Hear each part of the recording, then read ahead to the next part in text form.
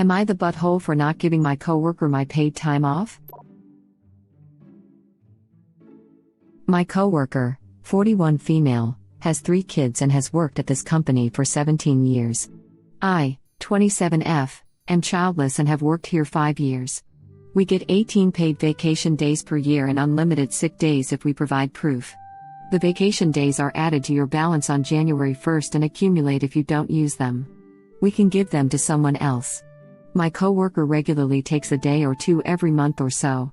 This year, she used 10 of her days in January when her brother dies and another 4 when her daughter got sick. As a result, she only has 4 days for the rest of this year. I have been saving my days for a long vacation and have 44 days, so about 2 months worth saved up. My coworker's kids want her to take them on a 2-week vacation. The place they want to go is in our country but pretty far away, so 4 days won't be enough. She wants me to give her 6 of my days. Her justification is that I'm childless and don't need that many days. We do get a lot of PTO. I really want to go on a trip around Europe after the pandemic. She says she needs a break more than me. She's kind of right, maybe kids do make you extra tired. It's not her fault she had to use 14 vacation days in the first 2 months of the year. I told her that I can't give her my days. She's upset and says that it's my fault her kids' dreams are being crushed. Am I the butthole? Not the butthole. Your vacation days are part of your compensation. It wouldn't be reasonable for her to ask you to give her part of your paycheck because you don't have kids, would it? I think original posters should figure out precisely how much money each day is worth, as part of their compensation package, and tell coworker, sure, if you pay me X per day. Edit, thank you for the awards. Yup. Original poster earned those through their hard work, so either they get that time off or maybe the coworker can fork over the cash. Somehow, I doubt that she's going to be willing to do that, she just feels entitled to extra time. Yeah, and with a coworker taking days off monthly, wasting hers, and then looking to original poster. I don't think you can call taking days off a month as wasting them. She's no right to ask you for yours, but taking off a couple of days a month and having none left over because there's been a family bereavement and a health emergency isn't bad. Yeah, the real problem is that there was no bereavement leave. Her brother died, how long was she supposed to mourn for before it became a waste of time? Yeah, and why doesn't taking care of a sick kid fall under sick time? I think this company might be TA. I don't think she wasted them, but she could have saved some up in case of just the sort of situation she finds herself in. I personally probably would have used all mine, too, but my lack of foresight wouldn't turn out to be my coworker's problem. Saving 10 of your 18 days on the off chance your brother dies is mental. This reads to me as someone who has kids and thus thinks they deserve more than people who don't. Ops coworker having kids has nothing to do with either of their jobs. Edit, not the butthole. To get paid for extra time. Coworker is likely allowed to take unpaid time off to go on her vacation if she really wants to. Instead, she basically wants original poster to pay her to go on her vacation. She could pay for her own days by just not getting paid for them, it's literally the same, but that's not the point. Why not bully the single person in the office to basically give me money? In most every office I worked in over 20-ish years, the parents of young children would do everything they could to get time and benefits away from the child-free people, and not work any mandatory overtime because we didn't have kids to take care of. Child-free people are not responsible for people who choose to raise kids. Edit, aw, you guys. Thanks so much. Child-free people are not responsible for people who choose to raise kids. Thank you. And it's not just PTO but also work duties as well. Op is not the butthole. Yup, as I mentioned in another comment, I've met her type. And even though I'm a breeder, I could not agree with you more. My kids, my responsibility. I would never take from a single person's benefits for myself and justify it by saying, well, they don't have kids so they don't need it. That's bull. Let's not forget preference on hours and days worked. I have kids, you don't, so I want your opening shift and days off even though I've only worked 5% of the time you've put in. I'd say you're not a breeder, then. Just a reasonable, responsible parent. Breeders are those people who use their kids to justify their terrible, selfish behavior. Kind of like ops coworker. I have kids and people who do this piss me off. I'm happy to work whenever. The young, single, kid-free people want the holidays off to go have fun, go for it. Let me get one meal at home on Christmas Day and the rest are yours. I love overtime too, that becomes my fun money. Well, it's a form of discrimination. I've been out of the workforce for a while, so don't know how often this still happens, but toward the end of my career, there was pushback from the child-free people on this bit of nonsense. In the 80s and 90s we just had to suck it up, which blew. It still happens. At my old job I was half people working as an event coordinator. I ended up being let go from that position and placed elsewhere because I had college courses Tuesday morning and my coworker needed Tuesdays off to herself while her kids were in school. They also made me work every holiday and she never worked a single one because she had kids. Every time I'd complain it wasn't fair that I had to work every holiday, they'd make me feel awful for taking a mother from her kids. Arg. You weren't taking her away from her kids even if she did work holidays. It wasn't on you. That mentality is so awful, and flat out wrong. Yeah, I was once told that the deciding factor in why I didn't get a promotion was that the other applicant has kids and I don't, and therefore they needed the money more. I transferred to a new department immediately. And the guy who got my promotion sucked ass at his new job and was eventually encouraged to resign. That was like 24 years ago and I'm still a little salty over it, although in the end my new department ended up being great for my career. Absolutely this. I worked every single holiday because my coworker had 3 kids and I was single without them and would get my turn later. It's not fair. People without kids are practically punished with having to work later and longer. Ops said that they were paid time off vacation days. I'm sure the employee can't just take 2 weeks off if they don't have the vacation days for that, regardless of whether they were paid or not. I'm sure she can. It's just unpaid time off. If the company approved time off, they don't care if she takes days or doesn't. She probably only wants original posters days so she doesn't have to go without her salary and still take her vacation. My guess is her next complaint will be that she can't afford to take the vacation without getting vacation days. I've met this type before. You just take them as unpaid. But transfer of vacation days between employees? I don't think any employer is going to do that.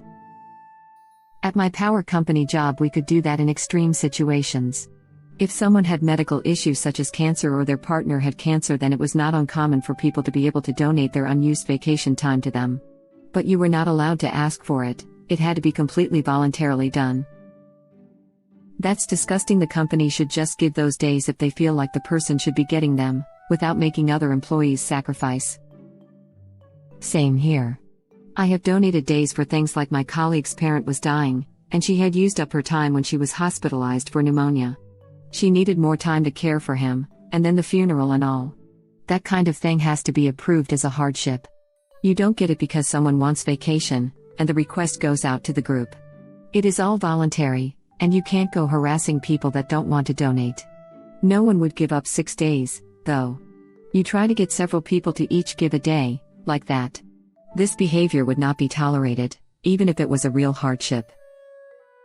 It's incredibly common in the USA to be able to give someone else leave, especially in the federal government. I really don't like the idea of it for the very reason in this post.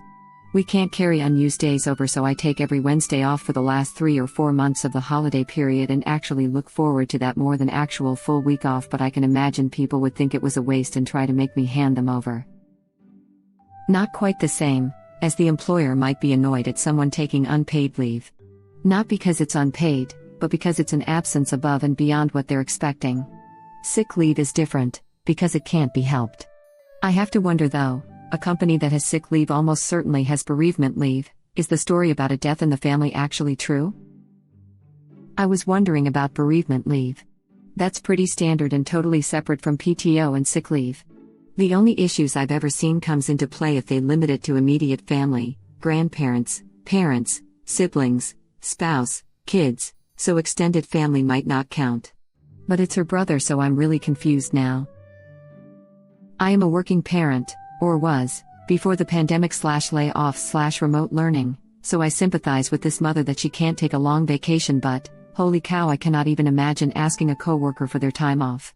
Just take a shorter vacation closer to home, or take some unpaid time as suggested below.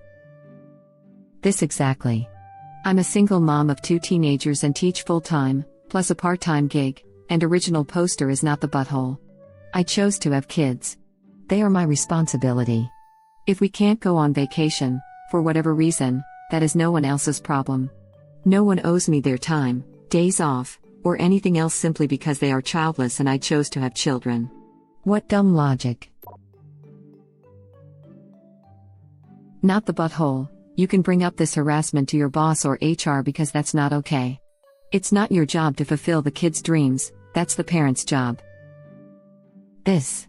Don't brush off going to HR about this issue because you think it's not a big deal. A coworker trying to guilt trip you into giving them hundreds of dollars of free time off is 100% something that you should report. If they are making your work environment hell because you won't pay them the vacation, that is harassment. The only reason I think original poster needs to go to HR is also so that it makes clear that the company's unreasonable policies with regards to number of paid vacation days are leading an employee to ask her coworker for her days. She has dealt with the death in the family and a sick child. She deserves to have those not clocked from her 18 days. The company's inflexible policies are putting the original poster in this situation. Yeah, no bereavement days is crafty. And a sick kid should qualify for using sick days. Bereavement days for a brother wouldn't be anything near 10 days though. I think that's a lot of time off. My husband's company is 3 days bereavement for an immediate family member. Most other companies I know are similar. That is shocking. My dad died suddenly and I got 3 weeks, in UK. Work paid for 6 months of therapy too. Right? I got taken off something like 4 shifts to get a bit over a week off when my boyfriend's dad died, no questions asked, and an offer to take more time and speak to someone if I needed, Norway. When I needed longer due to a loss in my immediate family I got a doctor's note, but that was mainly because I needed it for travel insurance as my holiday travel plans were impacted. I also only needed to fire off a quick email to my boss to be reimbursed the holiday days I lost to sick leave, so I could use them at a later time. Edit. This loss happened late in the evening. I was informed around midnight on a 10-hour night shift. My boss immediately drove to work himself to sit with me and support me, and called in a colleague to take over for me. He didn't even suggest that I should think of returning to work then or the next days. My mother got 2 weeks off for bereavement for her grandmother just last year. And her company is absolutely horrible with vacation time. 10 days for a brother is not a lot. It's not bad, either, but it's not excessive. I took 10 when my dad passed. Those 10 days flew by with the funeral, travel and everything. Also 17 years at a company and only 18 vacation days? They really know how to treat their employees like crap. Seriously, the one we should be most upset with is effing capitalism that doesn't give a F about people dying or our loved ones getting sick. And this is with good PTO. Yes, the woman demanding the PTO is being a butthole. But the bigger problem is that workers are treated like crap, because a company can give bereavement leave and it barely affects them, but instead they pull crap like making coworkers donate leave if someone gets cancer and is out for 6 months. This doesn't even sound like it's America, but it's still some dystopian capitalist bullcrap.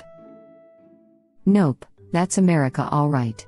Corporations can be very cutthroat no matter what your circumstances. That same coworker might bully someone else into giving them days. It is worth talking to HR just for that. This is exactly why this trading nonsense is a bad company policy. You are asking for this exact kind of conflict within your team. But how would we get these posts where all coworker donate their vacation days to a cancer patient so he doesn't lose his job and health insurance while puking his guts out from chemo? These posts are so heartwarming and absolutely not dystopian. Especially if they post openly how many days each people have. Not the butthole. Damn, she's entitled. How does she even know how many days you have saved up? I'm a parent and I'm definitely tired, but that's the life I chose.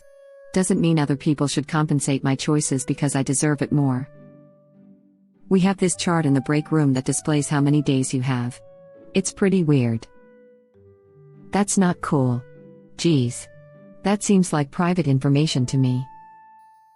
PTO is compensation. There's no daylight between posting accumulated time off and posting salary, paycheck information. 0. Zip. Zilch. This is mind-boggling.